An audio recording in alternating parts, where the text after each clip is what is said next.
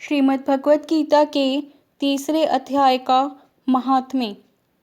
श्री भगवान कहते हैं, प्रिय, चंद्रस्थान में एक जड़ नामक ब्राह्मण था जो कौशिकी वंश में उत्पन्न हुआ था। उसने अपना जातीय धर्म छोड़कर बनिए की वृत्ति में मन लगाया। उसे पराई स्त्रियों के साथ व्यभिचार करने का व्यसन पड़ गया था। वह सदा जुआ खेलता, शराब पीता और शिकार खेलकर जीवों की हिंसा किया करता था। इसी प्रकार उसका समय बीतता था। धन नष्ट हो जाने पर वह व्यापार के लिए बहुत दूर उत्तर दिशा में चला गया। वहां से धन कमाकर घर की ओर लौटा। बहुत दूर तक रास्ता उसने तय कर लिया था। एक दिन सूर्यास्त हो जाने पर जब दसों दिशाओं में अंधकार फैल गया, तब एक वृक्ष के नीचे उसे लुटेरों ने धर दबाया और शीघ्र ही उसके प्राण ले लिए। उसके धर्म का लोप हो गया था, इसलिए वह बड़ा भयानक प्रेत हुआ।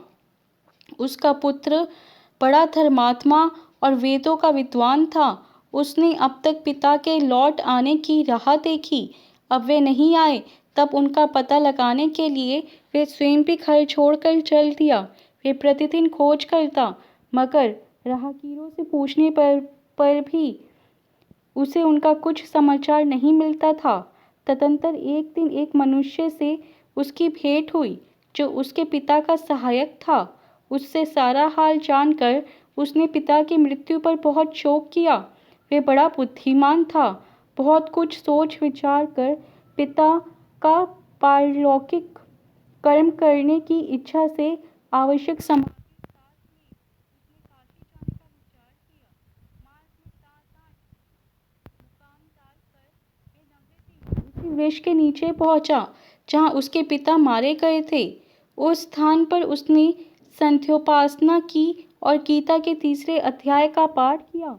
इसी समय उस आकाश में बड़ी भयानक आवाज हुई। उसने अपने पिता को भयंकर आकार में देखा। फिर तुरंत ही अपने सामने आकाश में उसे एक सुंदर विमान दिखाई दिया जो महान तेज से व्याप्त था। उसमें अनेकों क्षुद्र घंटिकाएं लगी थी। उसके तेज से समस्त दिशाएं आलोकित हो रही थी। यह दृश्य देखकर उसके चित्त की व्याकुलता दूर हो गई। उसने विमान पर अपने पिता को दिव्य रूप धारण किए विराजमान देखा। उनके शरीर पर पीतांबर शोभा पा रहा था और मुनिजन उनकी स्तुति कर रहे थे। उन्हें देखते ही पुत्र ने प्रणाम किया। तब पिता ने भी उसे आशीर्वाद दिया। तत्पश्चात उसने पिता से यह सारा वृत्तांत पूछा। उसके उत्तर में पिता ने सब बातें बताकर इस प्रकार कहना आरंभ किया, बेटा, दैववश मेरे निकट गीता के तृतीय अध्याय का पाठ करके तुमने इस शरीर के द्वारा किए हुए दुस्त्यज कर्म बंधन से मुझे छुड़ा दिया। अतः अब घर लौट जाओ, क्योंकि जिसके लिए तुम काशी जा रहे थे वे प्रयोजन इस समय तृतीय अध्याय के पाठ से ही सिद्ध हो गया है। पिता के योग कहने पर पुत्र ने पूछा, तात, मेरे हित का उपदेश दीजिए तथा और कोई कार्य जो मेरे लिए करने योग्य हो बतलाइए। तब पिता ने उससे कहा, अनख, तुम्हें यही कार्य फिर करना है। मैंने जो कर्म किया है वही मेरे भाई ने भी किया था। इससे वे घोर नरक में पड़े हैं। उनका भी तुम्हें उद्धार करना चाहिए तथा मेरे कुल के और भी जितने लोग नरक में पड़े हैं उन सब का भी तुम्हारे द्वारा उद्धार होना चाहिए। यही मेरा मनोरथ है।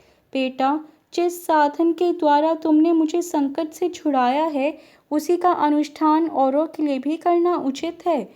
उसका अनुष्ठान करके उससे होने वाला पुण्य उन नारकी जीवों को संकल्प करके दे दो। इससे वे समस्त पूर्वज मेरी ही तरह यातना से मुक्त हो स्वल्प काल में ही श्री विष्णु के परम पद को प्राप्त हो जाएंगे। पिता का यह संदेश सुनकर पुत्र ने कहा, तात, यदि ऐसी बात है और आपकी भी ऐसी ही रुचि है तो मैं समस्त नारकी जीवों का नरक से उद्धार कर दूंगा। यह सुनकर उसके पिता बोले, बेटा एवमस्तु, तुम्हारा कल्याण हो, मेरा अत्यंत प्रिय कार्य संपन्न हो गया। इस प्रकार पुत्र को आश्वासन देकर उसके पिता भगवान विष्णु के परम धाम को चले गए। तत्पश्चात वह भी लौटकर चंद स्थान में आया और परम सुंदर भगवान श्री कृष्ण के मंदिर में उनके समक्ष बैठकर पिता के आदेश अनुसार गीता के 3 अध्याय का पाठ करने लगा। उसने नार के जीवों का उद्धार करने की इच्छा से गीता पाठ जनित सारा पुण्य संकल्प करके दे दिया। इसी बीच में भगवान श्री विष्णु के दूत यातना भोगने वाले नार के जीवों को छुड़ाने के लिए यमराज के पास गए। यमराज ने नाना प्रकार के सत्कारों से उनका पूजन किया और कुशल पूछी। वे बोले, धर्मराज, हम लोगों के लिए सब और आनंद ही आनंद है। इस प्रकार सत्कार करके पितृलोक के सम्राट परम बुद्धिमान यम ने विष्णु दूतों से यमलोक में आने का कारण पूछा। तब विष्णु दूतों ने कहा, यमराज, शेष शैया पर शयन करने वाले भगवान विष्णु ने हम लोगों को आपके पास कुछ संदेश देने के लिए भेजा है। भगवान हम लोगों के मुख से आपकी कुशल पूछते हैं और ये आज्ञा देते हैं कि आप नरक में पड़े हुए समस्त प्राणियों को छोड़ दें।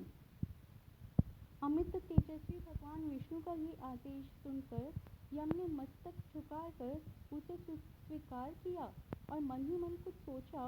तत्पश्चात मतोन्मत्त नार के जीवों को नरक से मुक्त देखकर उनके साथ ही वे भगवान विष्णु के वास स्थान को चले। यमराज श्रेष्ठ विमान के द्वारा जहाँ क्षीर सागर है वहाँ जा पहुँचे। उसके भीतर कोटि कोटि सूर्यों के समान कांतिमान नील कमल तल के समान श्याम सुंदर लोकनाथ जगतगुरु श्री हरि का उन्होंने दर्शन किया। भगवान का तेज उनकी शैया बने हुए शेष नाग के फणों की मणियों के प्रकाश से दुगना हो रहा था। वे आनंद युक्त दिखाई दे रहे थे। उनका हृदय प्रसन्नता से परिपूर्ण था। भगवती लक्ष्मी अपनी सरल चितवन से प्रेम पूर्वक उन्हें बार बार निहार रही थी। चारों ओर योगी जन भगवान की सेवा में खड़े थे। उन योगियों की आंखों के तारे ध्यानस्थ होने के कारण निश्चल प्रतीत होते थे। देवराज इंद्र अपने विरोधियों को परास्त करने के उद्देश्य से भगवान की स्तुति कर रहे थे। ब्रह्मा जी के मुख से निकले हुए वेदांत वाक्य मूर्तिमान होकर भगवान के गुणों का गान कर रहे थे। भगवान पूर्णतः संतुष्ट होने के साथ ही समस्त योनियों की ओर से उदासीन प्रतीत होते थे। जीवों में से उन्होंने योग साधन के द्वारा अधिक पुण्य संचय किया था। उन सबको एक ही साथ वे कृपा दृष्टि से निहार रहे थे। भगवान अपने स्वरूप भूत अखिल चराचर जगत को आनंदपूर्ण दृष्टि से आमोदित कर रहे थे। शेषनाग की प्रभा से उपधासित एवं सर्वत्र व्यापक दिव्य विग्रह धारण किए नील कमल के सदृश श्याम वर्ण वाले श्री हरि ऐसे जान पड़ते थे मानो चांदनी से घिरा हुआ आकाश सुशोभित हो रहा हो।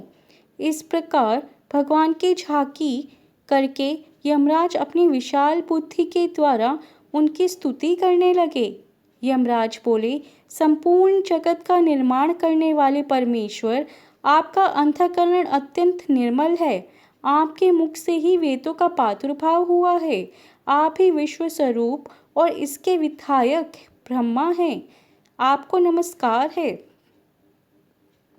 अपने बल और वेग के कारण जो अत्यंत दुर्धर्ष प्रतीत होते हैं, ऐसे दानवेंद्रों का अभिमान चूर करने वाले भगवान विष्णु को नमस्कार है। पालके समय सत्व में शरीर धारण करने वाले पालन के समय सत्व में शरीर धारण करने वाले विश्व के आधारभूत सर्वव्यापी श्री हरि को नमस्कार है। समस्त धारियों की पातक राशि को दूर करने वाले परमात्मा को प्रणाम है। जिनके ललाट वर्ती नेत्र के तनिक सा खुलने पर भी आँख की लपटें निकलने लगती हैं, उन रुद्र रूपधारी आप परमेश्वर को नमस्कार है। आप संपूर्ण विश्व के गुरु, आत्मा और महेश्वर हैं। अतः समस्त वैष्णव जनों को संकट से मुक्त करके उन पर अनुग्रह करते हैं। आप माया से विस्तार को प्राप्त हुए अखिल विश्व में व्याप्त होकर भी कभी माया अथवा उससे उत्पन्न होने वाले गुणों से मोहित नहीं होते। माया तथा माया जनित गुणों के बीच में स्थित होने पर भी आप पर उनमें से किसी का प्रभाव नहीं पड़ता। आपकी महिमा का अंत नहीं है, क्योंकि आप असीम हैं। फिर आप वाणी के विषय कैसे हो सकते हैं? अतः मेरा मौन रहना ही उचित है। इस प्रकार स्तुति करके यमराज ने हाथ जोड़कर कहा,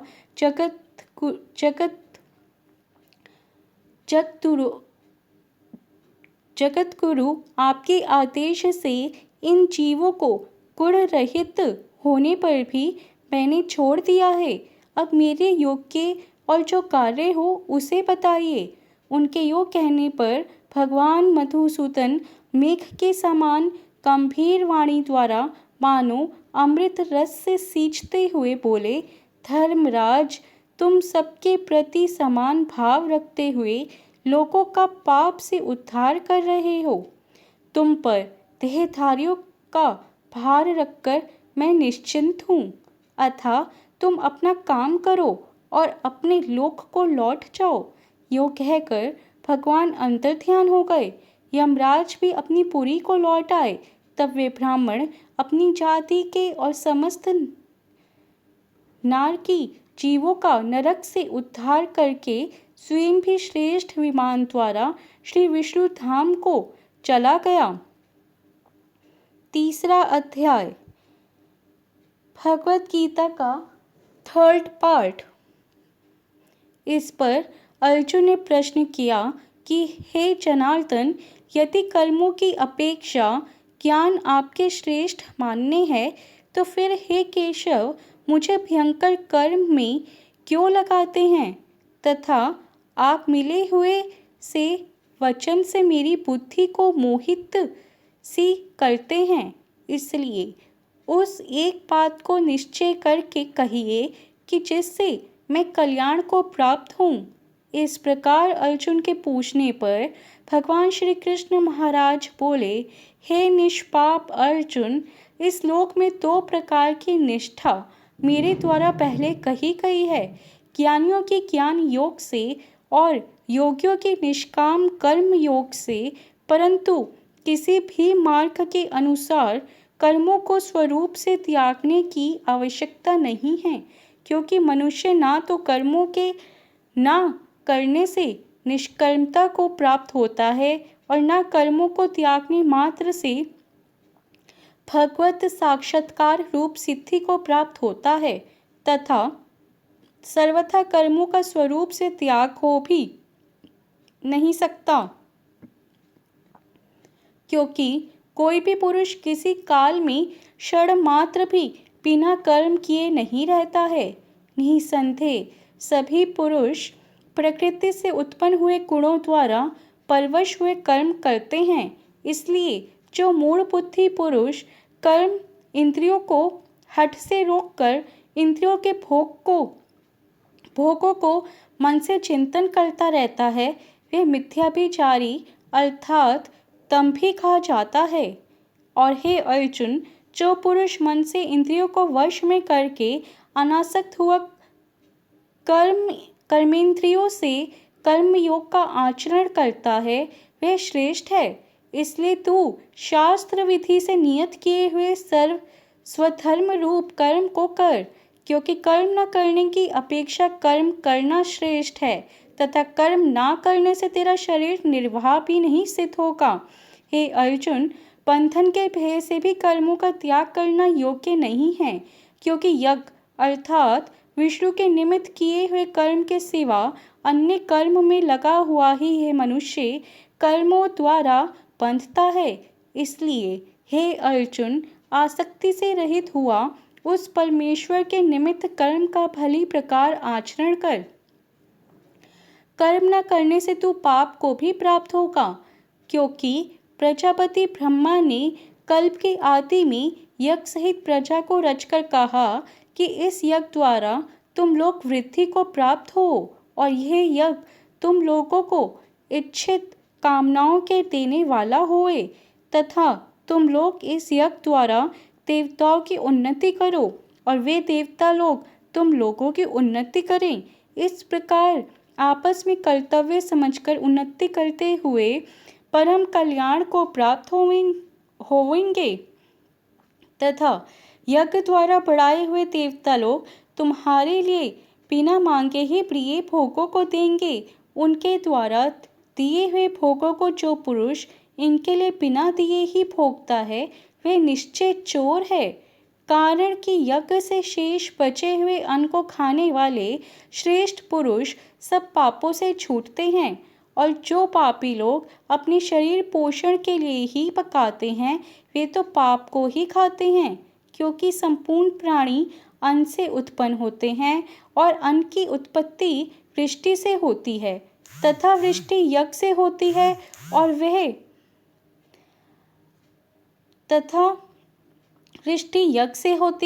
वह यज्ञ कर्मों से उत्पन्न होने वाला है, तथा उस कर्म को तू वेद से उत्पन्न हुआ जान, और वेद अविनाशी परमात्मा से उत्पन्न हुआ है।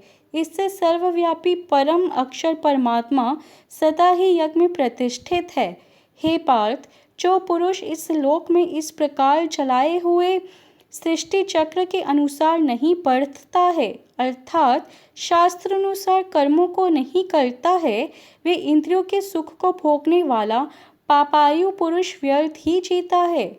परंतु जो मनुष्य आत्मा ही में प्रीति वाला और आत्मा ही में तृप्त तथा आत्मा में ही संतुष्ट होवे, उसके लिए कोई कर्तव्य नहीं है, क्योंकि इस संसार में उस पुरुष का किए जाने से भी कोई प्रयोजन नहीं है और ना किए जाने से भी कोई प्रयोजन नहीं है, तथा इसका संपूर्ण भूतों में कुछ भी स्वार्थ का संबंध नहीं है, तो भी उसके द्वारा केवल लोक हितार्थ कर्म किए जाते हैं।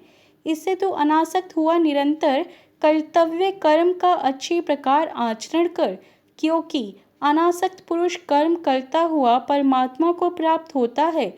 इस प्रकार जनकादि ज्ञानी जन भी आसक्ति रहित कर्म द्वारा ही परम सिद्धि को प्राप्त हुए हैं।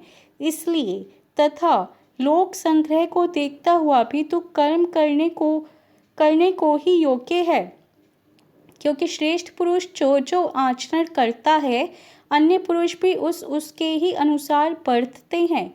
वे पुरुष जो कुछ प्रमाण कर देता है, लोग भी उसी के अनुसार बरतते हैं। इसलिए हे अर्जुन, यद्यपि मुझे तीनों लोकों में कुछ भी कर्तव्य नहीं है तथा किंचित भी प्राप्त होने योग्य वस्तु अप्राप्त नहीं है, तो भी मैं कर्म में ही बरतता हूँ, क्योंकि यदि मैं सावधान हुआ कदाचित कर्म में ना बरतूं, तो हे अर्जुन, सब प्रकार से मनुष्य मेरे बर्ताव के अनुसार बरतते हैं, अर्थात बरतने लग जाएं, तथा यदि मैं कर्म ना करूं तो ये सब लोग भ्रष्ट हो जाएं, और मैं वर्ण संकर का करने वाला हूँ, तथा इस सारी प्रजा का हनन करूं, अर्थात मरने वाला बनूं।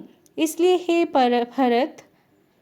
हे भारत, कर्म में आसक्त हुए अज्ञानी जन जैसे कर्म करते हैं, वैसे ही अनासक्त हुआ विद्वान भी लोक शिक्षा को चाहता हुआ कर्म करें।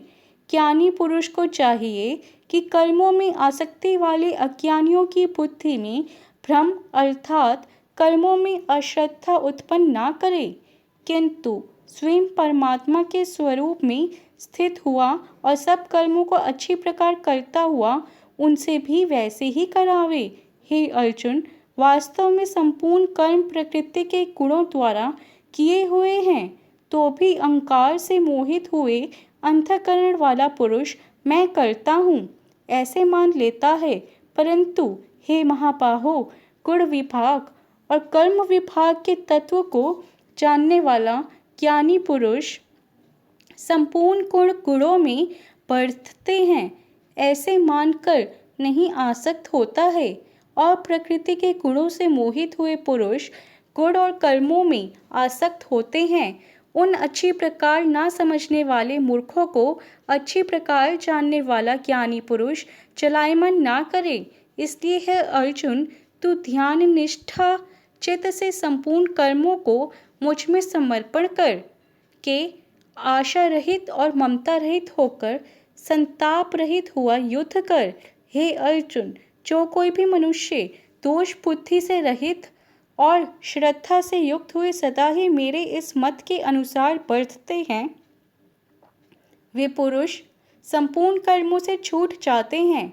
और जो दोष दृष्टि वाले मूर्ख लोग इस मेरे मत के अनुसार नहीं बढ़ते हैं, उन संपूर्ण ज्ञानों में मोहित चित्त वालों को तो कल्याण से भ्रष्ट हुए ही जान। क्योंकि सभी प्राणी प्रकृति को प्राप्त होते हैं, अर्थात अपने स्वभाव से परवश हुए कर्म करते हैं। ज्ञानवान भी अपनी प्रकृति के अनुसार चेष्टा करता है, फिर इसमें किसी का हट क्या करेगा। इसलिए मनुष्य को चाहिए कि इंद्रिय के अर्थ में अर्थात सभी इंद्रियों के भोगों में स्थित जो राग और द्वेष है, उन दोनों के वश में नहीं होवे, क्योंकि इसके वे दोनों ही कल्याण मार्ग में विघ्न करने वाले हैं, महान शत्रु हैं।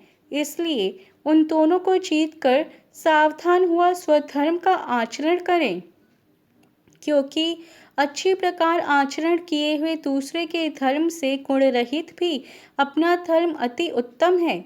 अपने धर्म में मरना भी कल्याणकारक है और दूसरे का धर्म भय को देने वाला है। इस पर अर्जुन ने पूछा कि हे कृष्ण, फिर ये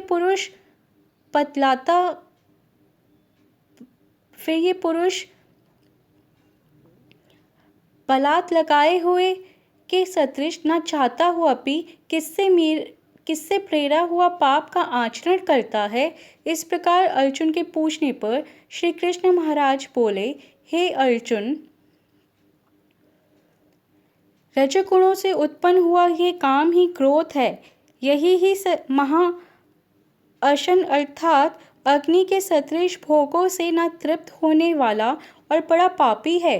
विषय में इसको ही तुम वैरी जान। जैसे धुएं से अग्नि और मल से तर्पण ढका जाता है तथा जैसे जेल से गर्भ ढका हुआ है, वैसे ही उस काम के द्वारा ये ज्ञान ढका हुआ है। और हे अर्जुन, इस अग्नि सदृश न पूर्ण होने वाला काम रूप ज्ञानियों के नित्य वैरी से ज्ञान ढका हुआ है।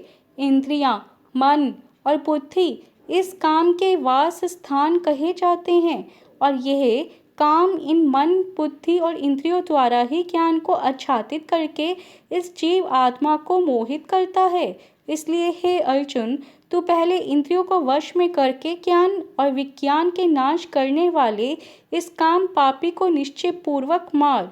और यदि तू समझे कि इंद्रियों को रोककर काम रूप वैरी को मारने की मेरी शक्ति नहीं है, तो तेरी यह भूल है, क्योंकि इस शरीर से तो इंद्रियों को पर श्रेष्ठ, बलवान और सूक्ष्म कहते हैं, और इंद्रियों से पर मन है, और मन से भी पर बुद्धि है, और जो बुद्धि से भी अत्यंत पर है वह आत्मा है।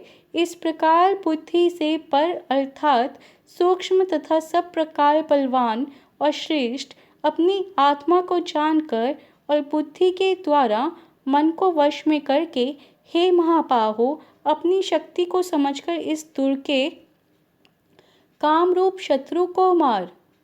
इति श्रीमद् भगवत गीता रूपी उपनिषद एवं ब्रह्म विद्या तथा योग शास्त्र विषयक श्री कृष्ण और अर्जुन के संवाद में कर्म योग नामक तीसरा अध्याय।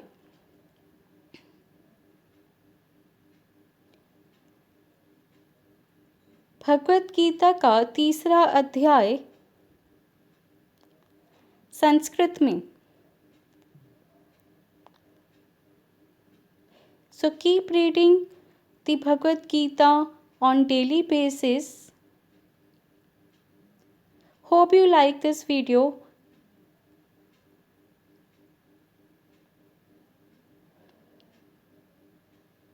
Thank you for watching this video.